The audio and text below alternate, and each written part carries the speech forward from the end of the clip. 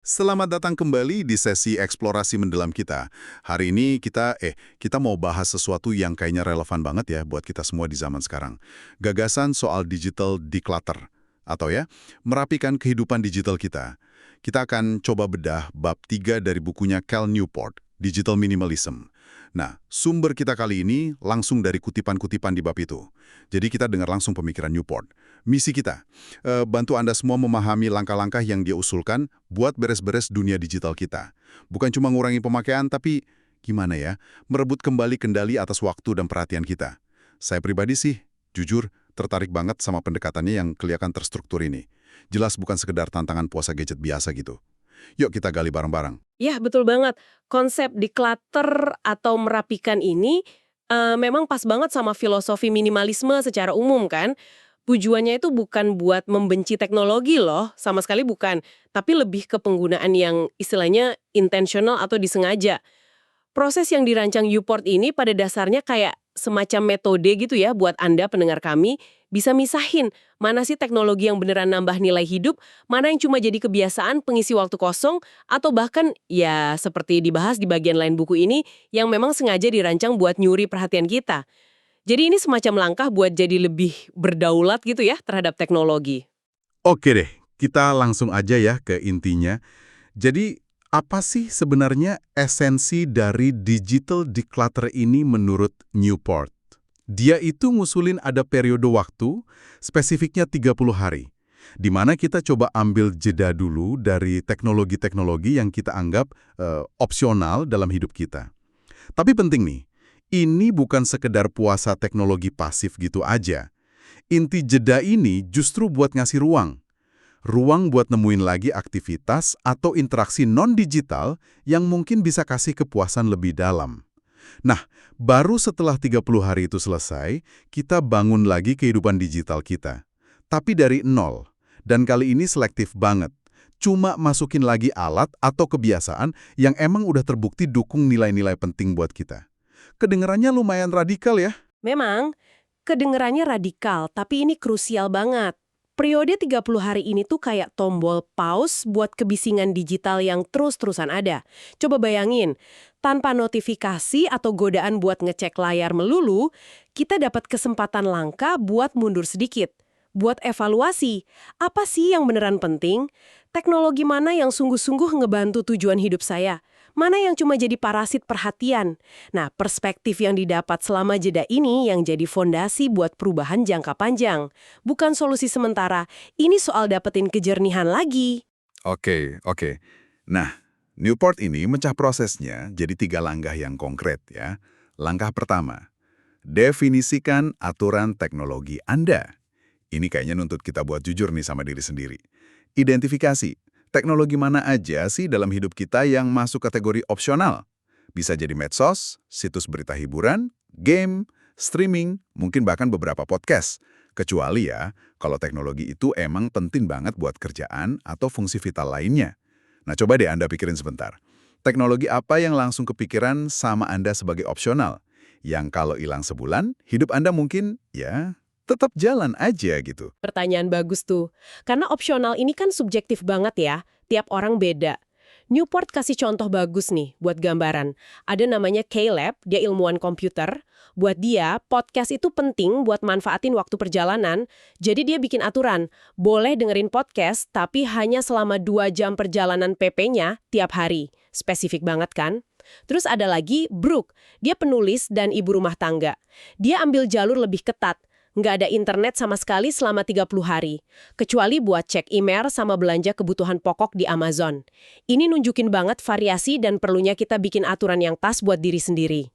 Wah, beda banget ya pendekatannya. Tapi, bukannya kalau kita bikin batasan gini bisa jadi khawatir juga ya? Misalnya, takut kehilangan koneksi sama teman atau keluarga yang jauh gitu? Nah, itu dia. Newport juga angkat isu ini. Dia cerita soal Anya, partisipan dari Belarus yang kuliah di AS. Awalnya dia khawatir banget bakal putus kontak sama teman-temannya di kampung halaman kalau berhenti medsos. Tapi ternyata setelah 30 hari, dia malah ngerasa jeda itu justru memperkuat hubungan sama teman-teman terdekatnya. Kenapa? Karena interaksinya jadi lebih jarang, tapi lebih berkualitas, lebih disengaja gitu. Terus ada Kushbu, mahasiswa. Dia nyimpulin lebih simpel. Intinya, saya cuma kehilangan kontak sama orang-orang yang emang nggak perlu atau bahkan nggak mau saya hubungi terus-terusan. Jadi kunci di langkah pertama ini yaitu bikin aturan yang cukup ketat biar berasa bedanya, biar jeda dari noise-nya itu nyata. Tapi juga harus realistis, biar bisa dijalanin selama 30 hari itu. Oke, aturan udah ada nih. Terus kita masuk ke langkah #2, beristirahat selama 30 hari. Ini jantumnya proses declutter ya. Newport kan nekenin banget, ini bukan cuma periode nahan diri, tapi kesempatan aktif buat menjelajahi kembali dunia analog, aktivitas, hobi, ngobrol tatap muka, hal-hal yang mungkin udah lama kita lupain karena kesedot layar. Gimana sih periode jeda ini benar-benar bisa ngubah cara pandang kita kalau lihat contoh-contoh dari Newport? Dampaknya bisa dalam banget, karena kita secara aktif ngisi kekosongan yang ditinggalin teknologi itu. Jadi bukan cuma nggak ngapa-ngapain, tapi melakukan sesuatu yang lain yang mungkin lebih bernilai. Contohnya si Craig, insinyur tadi. Selama jeda, dia ke perpustakaan lokal lagi. Pertama kali sejak anak-anaknya gede. Dia kaget nemu 7 buku yang dia suka. Kayak nemuin lagi kesenangan sederhana gitu. Ini contoh rediscovery ya, nemuin kembali. Nemuin kembali, iya. Kalau soal interaksi sosial gimana? Ada contoh yang menonjol nggak? Ada cerita Tarald, seorang ayah. Dia baru sadar pas jeda itu betapa seringnya perhatian dia kecuri sama ponsel waktu lagi di taman main sama anak-anaknya. Dia jadi mikir, saya jadi kepikiran berapa banyak sih momen-momen kecil kemenangan anak saya yang saya lewatin cuma karena ngerasa harus ngecek berita lagi dan lagi. Konyol katanya. Nah, selama di Klater, dia nemuin lagi kepuasan buat hadir sepenuhnya. Nggak cuma fisik, tapi mental juga. Pas lagi sama anak-anaknya. Dia bahkan ngerasa aneh jadi satu-satunya orang tua di taman yang nggak nunduk liatin layar. Ini nunjukin banget ya gimana waktu berkualitas sering keganti sama distraksi digital. Wah, itu pengalaman yang kuat banget ya. Kayaknya jeda ini emang bukan cuma soal waktu luang, tapi lebih ke kualitas perhatian kita juga. Aksi lebih sengaja sama anak-anaknya bukan karena dipaksa loh, tapi ya efek samping alami aja dari hidup yang kerasa. Jauh lebih nggak buru-buru dan nggak keganggu. Jeda ini ngasih dia ruang mental gitu. Dia bahkan jadi punya waktu buat main piano lagi, belajar jahit lagi, aktivitas yang ngasih dia kepuasan nyata. Ini nunjukin betapa banyak waktu dan energi mental yang sebenarnya bisa kita reclaim atau ambil kembali kalau kita putus hubungan sementara dari sumber kebisingan digital. Rasa bosan di awal yang mungkin muncul, itu justru bisa jadi pemicu kreativitas dan koneksi lagi sama diri sendiri dan dunia nyata. Oke, jadi jeda 30 hari ini bukan sekedar istirahat pasif ya, tapi fase aktif buat eksplorasi dan evaluasi ulang. Nah, setelah 30 hari lewat nih, terus gimana? Apa kita langsung balik ke kebiasaan lama? Nah justru di sini nih kuncinya, biar hasilnya awet. Langkah #3, memperkenalkan kembali teknologi secara selektif. Newport nekenin banget kita nggak boleh asal balik ke pola lama. Proses masukin lagi teknologi ini harus dilakuin dengan sangat hati-hati dan pakai 3 filter atau saringan ketat buat tiap teknologi opsional yang kita pertimbangin buat pakai lagi. 3 filter ketat ya? Apa aja tuh filternya? Pertama, apakah teknologi ini melayani sesuatu yang sangat Anda hargai secara fundamental, jadi bukan cuma berguna atau seru, tapi benar-benar dukung nilai inti hidup Anda. Kedua, apakah teknologi ini cara terbaik buat melayani nilai tersebut? Nah ini penting, karena mungkin aja ada cara lain yang lebih efektif, lebih dalam, atau nggak terlalu ganggu buat capai tujuan yang sama. Ketiga, kalau jawaban buat 2 pertanyaan pertama itu iya, terus gimana tepatnya Anda akan menggunakannya? Di sini perlu banget adanya prosedur operasi standar. Aturan spesifik soal kapan dan gimana kita bakal pakai teknologi itu. Tujuannya, biar manfaatnya maksimal, ruginya minimal. Kayak potensi distraksi atau pakai kebanyakan gitu. Jadi kita jadi kayak perancang penggunaan teknologi kita sendiri, bukan cuma konsumen pasif aja. Jadi perancang penggunaan teknologi kita, wah itu cara pikir yang beda ya, menarik. Gimana tuh hasil dari proses seleksi ketat ini ke para partisipan? Ada contohnya? Hasilnya macam-macam banget dan seringkali kreatif. Ada beberapa orang yang mutusin ya udah, nggak usah pakai lagi layanan tertentu. Sama sekali. Mereka sadar setelah 30 hari, hidup mereka baik-baik aja, bahkan mungkin lebih enak tampaknya. Ada juga yang nemuin cara baru yang lebih intentional, lebih disengaja buat pakai teknologi yang mereka pilih pertahanin.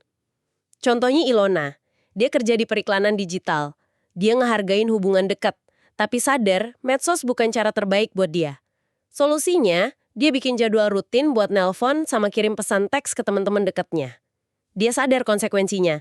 Saya bakal ketinggalan beberapa peristiwa hidup mereka, tapi ya sepadanlah sama energi mental yang bakal saya hemat. Ini contoh nyata milih kualitas daripada kuantitas dan milih metode yang lebih pas sama nilai pribadinya. Itu pilihan yang berani sih ya. Ada contoh lain nggak soal prosedur operasi standar yang unik gitu? Wah, banyak banget. Ada Abi, kerja di travel. Dia ngelakuin hal yang lumayan drastis, hapus browser web dari ponselnya. Alasannya kuat. Saya pikir saya nggak perlu tahu jawaban buat semuanya saat itu juga. Ini nantang banget budaya serba instan ya. Terus Caleb, dia bikin jam malam buat ponselnya. Nggak dipakai antara jam 9 malam sampai 7 pagi.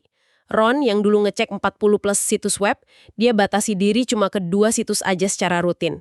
Bahkan hal kecil kayak yang dilakuin Rebecca, dia beli jam tangan biasa biar nggak perlu ngecek ponsel cuma buat lihat waktu itu juga. Itu prosedur operasi standar yang efektif buat mutus rantai distraksi. Yang menarik juga tuh strateginya Emma sama Blair. Mereka pakai bookmark di browser komputer buat langsung ke bagian spesifik Facebook. Misalnya grup mahasiswa atau halaman acara. Jadi nggak perlu ngelewatin newsfeed yang penuh sampah gitu kan? Hasilnya, penggunaan Facebook mereka jadi cuma sekitar 5 menit sekali atau 2 kali seminggu. Coba bandingin sama rata-rata pengguna biasa yang bisa 50 menit sehari. Ini nunjukin banyak gimana optimalisasi kecil bisa ngasih dampak gede. Mungkin Anda nih, pendengar kami, bisa coba pikirin deh. Kalau Anda harus bikin satu aja prosedur operasi standar buat aplikasi yang paling sering Anda pakai, kira-kira aturan spesifiknya gimana ya? Nah, itu pertanyaan bagus buat refleksi. Optimalisasi kayak gitu tuh intinya penggunaan yang intensional. Kita nggak lagi pakai teknologi secara default, tapi secara terdesain. Ada satu lagi contoh yang menurut saya kuat banget, dari Dave. Dia direktur kreatif, ayah 3 anak. Oh ya, cerita Dev ini gimana? Setelah declutter, si Dave ini mutusin cuma pertahanin Instagram. Kenapa? Karena relevan sama minat seninya. Tapi aturannya ketat banget. Posting satu foto proyek seni pribadinya per minggu, terus cuma follow sedikit akun seniman yang inspiratif aja. Pengurangan drastis ini ngebebasin banyak banget waktu sama energi mentalnya. Dan apa yang dia lakuin dengan waktu itu, wah bener-bener nyentuh sih. Dia ngapain emang ya? Jadi dia terinspirasi sama ayahnya yang dulu sering kirim catatan tulisan tangan pas dia kuliah. Dave mulai kebiasaan baru, dia gambar satu gambar tiap malam buat dimasukin ke kotak bekal putri sulungnya. Nanti pas 2 anaknya yang lebih kecil udah cukup umur, mereka juga dapat gambar harian. Dave bilang gini, saya ngabisin lumayan banyak waktu tiap malam buat bikin 3 gambar. Ini nggak akan mungkin terjadi kalau saya nggak ngelindungin cara saya ngabisin waktu saya. Cerita ini benar-benar negesin gimana ngambil kembali waktu dari distraksi digital itu bisa buka ruang buat tindakan nyata yang memperkaya hubungan dan hidup. Sesuatu yang jauh lebih berharga daripada scrolling tanpa henti kan? Luar biasa. Cerita Dev itu benar-benar nunjukin ya, kalau langkah ketiga ini bukan cuma soal apa yang kita pakai, tapi gimana kita pakainya. Aturan spesifik sama optimalisasi itu kuncinya buat nyiptain ruang bagi hal yang lebih berarti. Ini soal mastiin teknologi itu ngelayanin kita, bukan sebaliknya. Tepat sekali, ini pergeseran dari reaktif jadi proaktif dalam hubungan kita sama teknologi.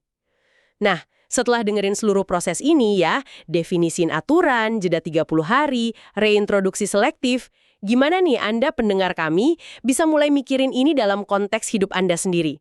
Mungkin nggak harus langsung hajar 30 hari penuh ya, tapi prinsip dasarnya bisa mulai diterapin dikit-dikit mungkin. Bener banget.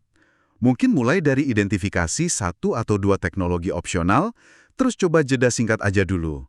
Atau terapin filter selektivitas tadi ke satu aplikasi yang paling nyita waktu Anda. Perlu diingat juga, ini bukan kompetisi atau resep kaku yang harus plek sama.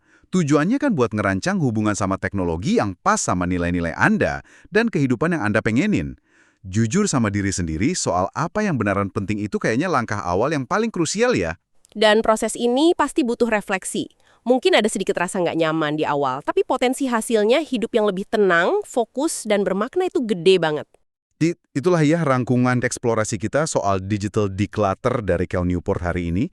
Sebuah proses 3 langkah yang terstruktur, definisikan aturan, ambil jeda 30 hari buat dapat perspektif dan nemuin kembali hal lain, terus masukin lagi teknologi secara sangat selektif dan bertujuan. Ini kayak kerangka kerja praktis gitu ya, buat ngambil kembali kendali atas aset kita yang paling berharga, waktu dan perhatian kita.